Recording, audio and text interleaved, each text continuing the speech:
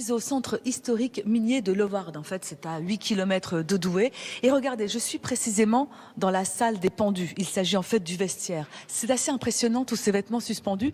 Et en fait, c'est après le fameux et triste coup de grisou qu'il y a eu en 1906, lorsque 1099 mineurs sont morts dans la mine. Les journalistes sont venus, se sont précipités dans cette salle et ils ont baptisé ainsi la salle des pendus. Je suis avec une ex-gueule noire. Daniel, bonjour. Bonjour. Alors chaque jour, vous veniez ici avec vos collègues. Quels étaient vos rituels? Alors la première chose qu'on va faire quand on va arriver, bien sûr, c'est de venir directement à notre vestiaire, à notre numéro. Voilà mon petit jeton, c'est le numéro du vestiaire et le numéro d'allant, bien entendu. Et quand j'arrive ici, bien sûr, je vais baisser mes crochets. C'est ce qu'on va faire tout de suite. Alors faites-le, mais justement, pendant que vous nous montrez ça, j'aimerais savoir s'il n'y avait pas d'appréhension. Comment était l'atmosphère ici quand on repense à ce coup de grisou de 1906? Ah oui, c'est vrai qu'une fois qu'on est habillé, puis qu'on va partir pour descendre, on a toujours un peu cette peur. On pense toujours au fameux coup de grisou. Mais bon, il y a le coup de grisou, il y a les éboulements, il y a la chaleur, etc. C'est vrai que on a toujours peur. Toujours cette appréhension. Alors, on a descendu les habits. Là, c'est tout ce que vous mettiez pour descendre. Alors voilà, vous avez le casque, les chaussures, le pantalon, la veste et puis les sous-vêtements. Et quand vous arrivez en début de semaine, vous déposez votre savon dans ce petit récipient. On met notre gant toilette ici, puis on enveloppe la serviette de bain autour des habits propres pour les protéger.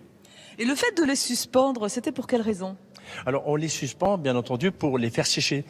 Parce que vos habits sont humides, sont mouillés. Quand on a les habits suspendus, pour le nettoyage, c'est beaucoup plus facile. C'est nettoyé au jet d'eau.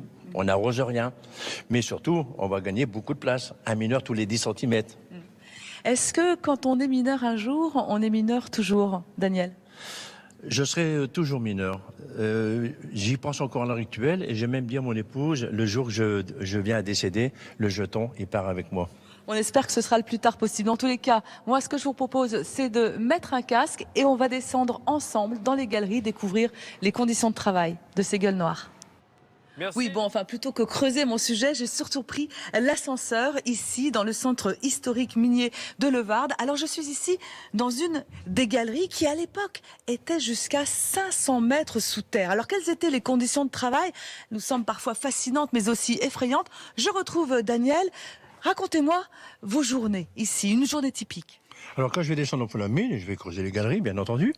Et puis on a quand même des conditions assez particulières et parfois très difficiles.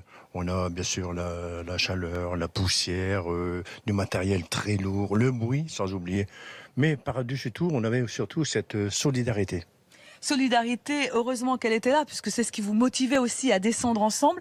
Alors, il faut savoir qu'aujourd'hui, dans ces galeries reconstituées, on accueille 150 000 visiteurs par an. C'est un véritable engouement.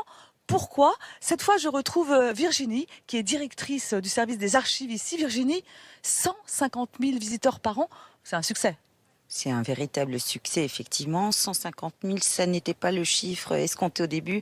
Au départ, un musée pour accueillir notamment en hommage les familles de mineurs. Et puis finalement, 30 ans plus tard, 4 millions de visiteurs qui viennent apprendre, mais qui viennent aussi prendre du plaisir avec la médiation ici au centre historique minier, découvrir les valeurs, effectivement, dont parlait Daniel, solidarité, fraternité, l'échange, mutualité, ce qu'on recherche un peu tous aujourd'hui dans nos vies.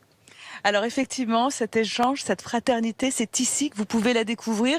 Et puis c'est aussi l'occasion de découvrir 3 siècles d'industrie minière en sillonnant ici les galeries du centre historique minier de Leeuwarden.